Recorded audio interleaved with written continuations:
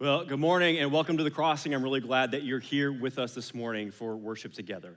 I want to start our time together by observing something that is so valuable, it is priceless in the fullest sense of the word. It's a painting by the famous artist Rembrandt called The Night Watch. It's housed here in the Netherlands. And the Night Watch, it has a value that is too large to fit on a price tag. It is priceless. It will never be sold. It's arguably the most iconic work in the country of the Netherlands and in the history of art. And as valuable as it is, the Night Watch has been subjected to acts of vandalism over its history. It's been sprayed with acid. It's been slashed with a knife, marred into a state of incompleteness. And those acts of vandalism are significant because the masterpiece, the Night Watch, it is significant. If it was just something worthless, something that I drew at home and somebody slashed up, well, that wouldn't mean anything. See, the more treasured the work is, the more tragic the vandalism is. And so when a priceless masterpiece is marred by an intruder, is damaged, well, that damage, it's hard to measure. This image of a priceless masterpiece that's been damaged, that's been vandalized, is a fitting image for what's happened to our world and our lives with the intrusion of death. See, before death entered our reality, before death invaded, Genesis describes the world, our lives, as having a fullness of life, a fullness of connection with God and with one another. That life together is described as very good. It carries this biblical sense of the word shalom, a beautiful wholeness, a beautiful connection. That's the way that things are meant to be. In Genesis, when you read it, it's almost as if a master artist created a masterpiece and then invited his image bearers to delight in it with him. But in the first rebellion against our Creator King, humanity invited the virus of sin and evil into the life of God's good world.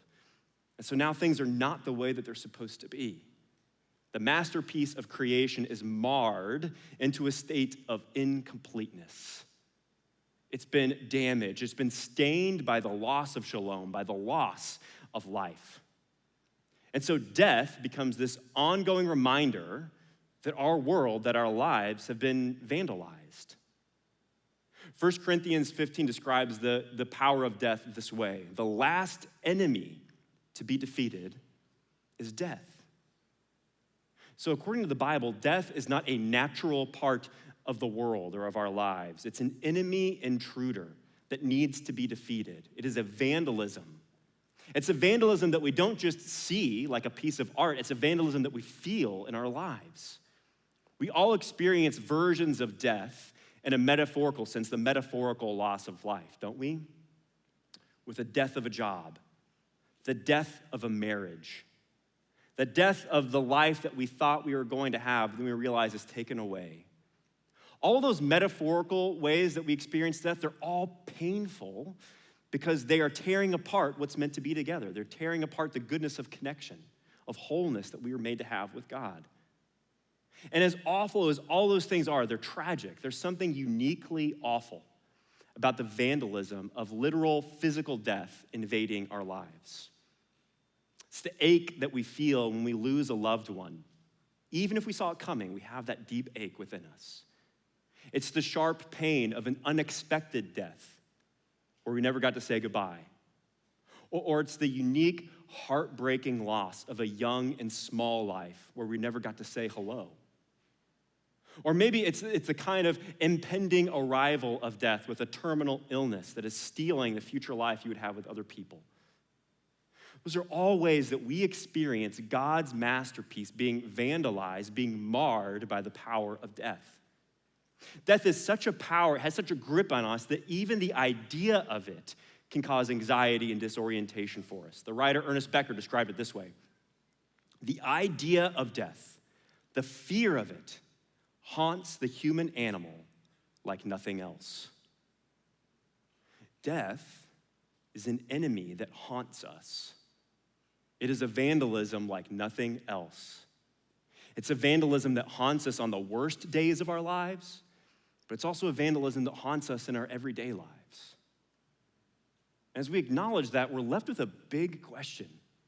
If God's masterpiece is being marred by the vandalism of death, what is he gonna do about it?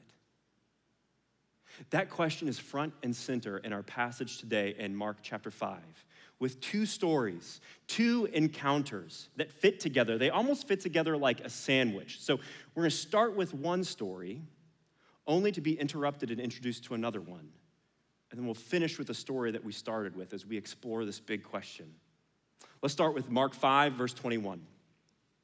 When Jesus had again crossed over by boat to the other side of the lake, a large crowd gathered around him while he was by the lake. Then one of the synagogue leaders named Jairus came, and when he saw Jesus, he fell at his feet. He pleaded earnestly with him, "My little daughter is dying. Please come and put your hands on her so that she will be healed and live." So Jesus went with him. A large crowd followed and pressed around him. So our first encounter in Mark 5, we meet a man named Jairus. He's a synagogue leader. He's influential. He's an important part of his community. But here in this moment, he is desperate. He's desperate because his daughter is on death's doorstep. And so he's pleading with Jesus. He has some hopeful sense that Jesus is able to prevent his daughter from dying if he would just touch her. So he has hope here. But this hopeful story for Jairus gets interrupted. It hits a snag with our second story that we're introduced with. Let's keep going. And a woman was there who'd been subject to bleeding for 12 years. She had suffered a great deal under the care of many doctors and had spent all she had. Yet instead of getting better, she grew worse. All right, let's consider this second encounter, this second person, this unnamed woman. Like Jairus, she's desperate. She's coming to Jesus in desperation. She's had a bleeding condition for 12 years. She's spent everything that she has to fix it, only to get worse. She's suffering. And her suffering here is more than just physical suffering. See, as modern people, we tend to zoom in on her uncontrollable, ongoing bleeding as if it's just like a medical condition that needs to be fixed. And to be clear, the health of her physical body, it matters. It matters to Jesus. But there is another layer to this unnamed woman's story that's easy for us to miss. Because for a Jewish audience that was there that day, they wouldn't simply see the problem of her bleeding. They would see the problem of what her bleeding meant. And to appreciate what they are thinking, what they are seeing, we need to know just a little bit about the Jewish laws surrounding ritual impurity in the Old Testament. So in the Old Testament, there are these laws about the ritual purity of God's people. And these laws, they seem strange to us, but for the people of God back then, they were symbolic. They were significant. Those ritual laws about ritual purity, they were a gift from God that would preserve his holy, his glorious, his pure presence with his people. And there's specific mention in those ritual purity laws about a ritual impurity surrounding the uncontrolled loss of blood like this woman is experiencing in Mark 5. And that loss of blood was a big deal to them because for them, the loss of blood like this would represent the loss of life. The loss of blood like this would represent the loss of shalom. It simulated the power of death that couldn't be in the presence of a pure, glorious, holy God. So this woman in Mark 5, her problem isn't simply the bleeding itself. It's the fact that her bleeding is an ongoing symbol of the vandalizing power of death. And that made her ritually impure. So as long as her bleeding continued, she was unable to enter the temple courts and be with other people and worship. She was unable to touch other people because to touch another person would be to pass on her ritual impurity to them.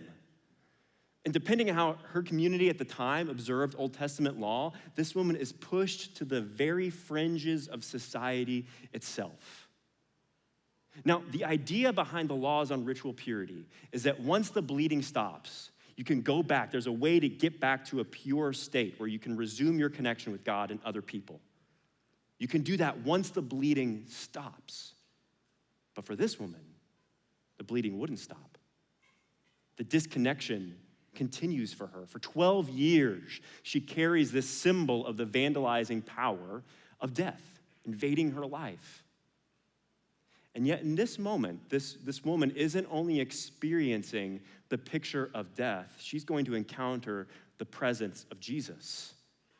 This encounter in Mark 5 is going to provoke our question. If God's masterpiece is being marred by the power of death, by the vandalism of death, what is he going to do about it? Let's keep going in verse 27. When she heard about Jesus, she came up behind him in the crowd and touched his cloak because she thought, if I just touch his clothes, I will be healed. This word healed here we have to point out because in the original language of Greek, the word healed is the same word that we sometimes translate to English as saved. It's the same word, sozo, healed and saved. It's the same word that gets used for Jairus' daughter back in verse 23.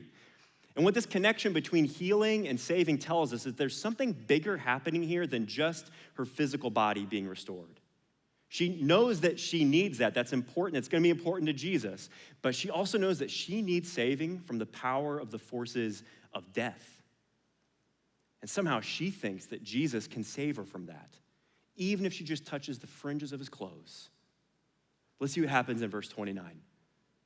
Immediately, her bleeding stopped, and she felt in her body that she was freed from her suffering. Now again, as modern people today, we tend to read this account and we focus solely on the fact that her bleeding stops. That is a good thing. That is a restoration because her body matters to Jesus. That healing matters. But for the Jewish audience, for the original audience of Mark that's there that day, this moment is signaling something even bigger than that. Because what we just read about is totally overturning their expectations of what is supposed to happen when Jesus encounters ritual impurity, when he encounters the vandalizing forces of death. I like the way that the New Testament scholar Matthew Thiessen describes it. Here's what he writes. Whereas some, if not all of Mark's initial readers might have expected the woman's ritual impurity to flow out of her and into Jesus, thereby contaminating him, Mark depicts Jesus' power streaming out of him and into the woman. Jesus' body contains some sort of contagious holiness. Jesus is the Holy One of God. He is a force of holiness that opposes the forces of impurity. Do you see what Mark's trying to get our attention with here? What Jesus is trying to get our attention with? When Jesus' life-creating power flows into the life of this woman, he doesn't only heal her body, he puts death on notice. He's showing us that death's ability to vandalize the goodness of life is actually exposed as powerless when it's confronted with his touch, with his power. So this unnamed woman, she is restored, both physically and relationally. After 12 years, she can finally resume her connection and community with other people, experience the gift of touch. I mean, Jesus changes her life in a total way.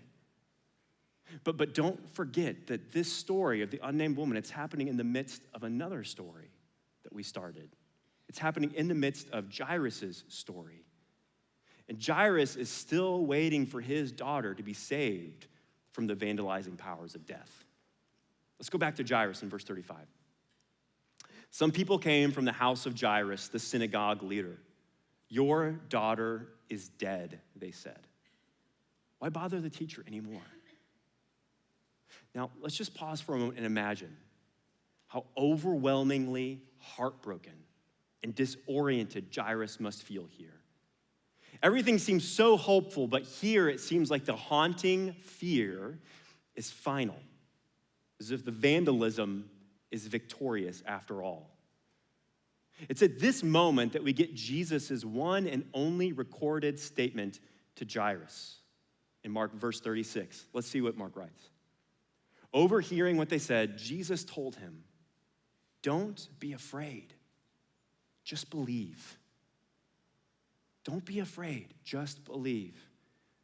Jesus is telling Jairus to replace his fear with belief. But we know that he's not talking about a blind leap of faith. He's not talking about baseless religious optimism.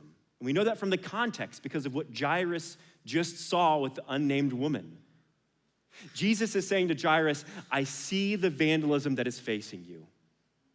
But now you've seen what happens when I encounter the forces of death. That means that you can trust, you can believe that no matter what is waiting for you at your house, it does not stand a chance against me. It doesn't stand a chance. See, Jairus originally came to Jesus because he thought that Jesus had the power to prevent his daughter from dying. But now Jesus is going to display a very different kind of power to Jairus and to you and to me. Let's keep going in verse 40. Jesus took the child's father and mother and the disciples who were with him and went in where the child was. Let's pause and observe something here. Like the ritual impurity associated with our unnamed woman, this moment signals something much bigger than just a medical situation. Because there's ritual impurity also associated with touching a dead body, even entering a room where a dead body resides. But here, the impurity is not a barrier for Jesus. He does not stand back and just observe the vandalism. Jesus goes in the room, but he goes even further. Let's keep reading. He took her by the hand and said to her, Talitha cum, which means, little girl, I say to you, get up. Immediately the girl stood up and began to walk around. She was 12 years old. At this, they were completely astonished. Remember Jairus, he originally anticipated that he would see the power of Jesus that prevents death. But what he actually experienced is the power of Jesus that defeats death. He experiences the power of the one whose touch, the one of whose voice creates life out of lifeless places. And the only fitting response is to be astonished. These two stories of these two women, they seem so different at first, but they're put together intentionally. They actually have a lot in common, don't they? The woman bleeding for 12 years, the 12-year-old girl, they're both united by their encounter of the vandalism, the powers of death. But they're also united in their encounter of the life-giving power of Jesus, the healing, the saving touch of Jesus. With these two stories intentionally put together in Mark 5, we start to get a big picture answer to our big question. If God's masterpiece is being marred, being vandalized by the power of death, what is he going to do about it? Well, Mark 5 says he enters his masterpiece and he mends it. These encounters are signposts to God's response to our big question. They're signs that God's answer to our big question about the vandalism, God's answer is not just an idea to think about. God's answer is an action to experience. The living God taking action, an action that's ultimately accomplished on Jesus' victory over death and his cross and his resurrection. See, when Jesus heals these physical bodies in Mark 5, he's previewing the work that he will do one day, that he'll finish one day when he raises our physical bodies to resurrection life with him forever. These miracles are living signs telling us that death has a deadline because the kingdom of life is moving. The king of life is mending. It's the same thing that happened with that valuable, priceless art piece, the Night Watch. It was so valuable that after its vandalism, it had to be put back together. So slowly, carefully over time, it was put back together. It was mended, one stitch at a time. The vandalism was restored. Intentionally, masterfully woven back together at great expense, at great cost, because it was worth it. Masterfully woven back together into the masterpiece that it actually is. Do you see how that's a small, so small, insignificant picture of the big work that Jesus is doing as he mends his masterpiece? That mending will be fully accomplished when Jesus returns to make all things new. And we will have lasting shalom, lasting wholeness and connection with him forever in a new heaven and a new earth. But it's also a mending that's happening and breaking into our world here and now. And if that's true, it changes everything. It changes actually everything in our lives. I want us to highlight just two implications if Jesus really is mending the masterpiece. The first is this. The mending of the masterpiece changes how we see that last enemy that haunts us. It changes how we see death. This is how the Apostle Paul describes it to a group of early Christians in 1 Thessalonians. Brothers and sisters, we do not want you to be uninformed about those who sleep in death, so that you do not grieve like the rest of mankind, who have no hope. For we believe that Jesus died and rose again, and so we believe that God will bring with Jesus those who have fallen asleep in him. Now notice, we still grieve here and now. We still grieve because death is still a vandalism. This is not a call to look at death with rose-colored lenses. This is a call to look at death through the lens of Jesus' resurrection. So we grieve as people who are no longer haunted, but exchange the haunting for hope. We grieve knowing that the grave is not our final destination. The second implication, if Jesus is really mending his masterpiece, the second implication has to do with how we relate to one another.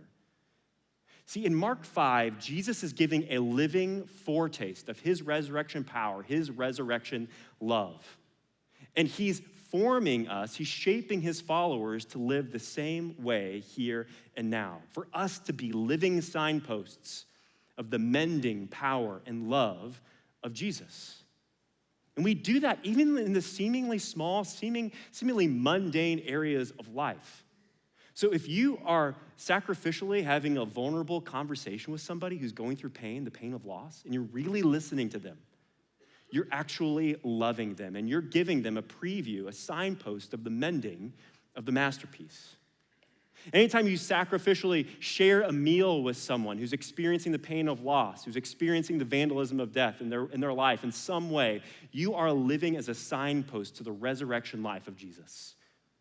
Anytime you commit to pray for someone, to really pray for someone who's experiencing loss, and you pray for them for their haunting to be replaced with hope, that is God mending his masterpiece through you in your prayer. See, if Jesus really is mending his masterpiece, then all these mundane things are actually meaningful. Now, maybe that mending, that healing, is something that you want to experience, but you just have no idea how. You don't even know where to start. If that's you, I want to be really specific this morning, super practical.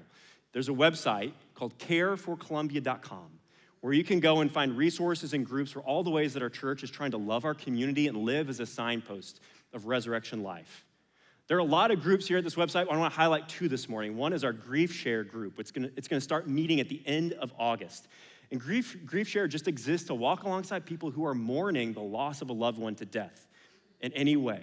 And so if that's you, they would love for you to go here, connect with them, and join their class at the end of August. There's another group that we use in our church to support people, love people in our church and community, called our one-to-one ministry. In the one-to-one ministry, a trained volunteer can walk alongside you if you're navigating a painful, a dark, a confusing season of life. They would love to connect with you. You can do that here. Or maybe for you this morning, you realize like, hey, I've got time. I want God to work through me. I want to be a part of the mending. If that's you, you can sign up to volunteer for these care ministries through this website as well. Now, I think a lot of us, we like this idea about God mending his masterpiece. It sounds good. It sounds like something we want to get behind. We might even believe it in general for people out there, but we don't really believe it for ourselves. We don't really believe that we have a place in it. It's almost as if we are stuck observing this priceless masterpiece from a distance. We can't really get up to it. We can't really be a part of it. We're just stuck looking at it from far away. The lie of God's enemy says, sure, God's mending his masterpiece, but you don't have any place in it. The lie of the evil one is to say, yeah, sure, God's masterpiece, that's priceless, right? But you are worthless. What place could you possibly have in this masterpiece that's being mended? Remember our story in Mark 5. It's presented as like a sandwich. Like any good sandwich, there's something in the middle of this passage that we really got to pay attention to. There's something really good there in the middle. So we're going to go back. We're going to go back to the unnamed woman. because it turns out that her story was never an interruption from the point of this passage. Her story points to the very point, the essence of this passage. Let's go back to this unnamed woman in verse 30, after she touches Jesus' clothes. At once, Jesus realized that power had gone out from him. He turned around in the crowd and asked, "Who touched my clothes?" "You see the people crowding against you," his disciples answered, "and yet you can ask, 'Who touched me?'" But Jesus kept looking around to see who had done it. Then the woman, knowing what had happened to her, came and fell at his feet and, trembling with fear, told him the whole truth. Now, why does Jesus stop to ask who touched him? Why does he keep looking for this woman and have her come to him face to face? What's the point? What's Jesus trying to get across? Verse 34 tells us the point. He said to her, "Daughter, your faith has healed you. Go in peace and be freed from your suffering." This is a huge moment. This is the only place in the gospel accounts where Jesus calls someone his daughter. Jesus is stopping to look for this unnamed woman so that he can look her in the eyes and tell her who she really is. The king who defeats death looks her in their eyes and tells her that she is his daughter. She is no longer on the fringes. She is in his family. And she now has the peace of being his beloved child. This word peace, this biblical idea of peace, is something much bigger than just an emotion we feel. It's something much bigger than just the absence of conflict. This peace is a cosmic reality to encounter. It is a movement to enter. This peace is the restoration of the beauty, of the wholeness, of the togetherness, of the shalom that life is meant to be. Now this woman can go forward in that. Do you see what difference that makes for you and me? When Jesus sees people who are stuck in the vandalism of sin and death and evil, he sees his daughters, he sees his sons who are worth restoring into his masterpiece. Jesus sees you as part of his priceless masterpiece. And that means that nobody is too damaged for the healing touch of Jesus.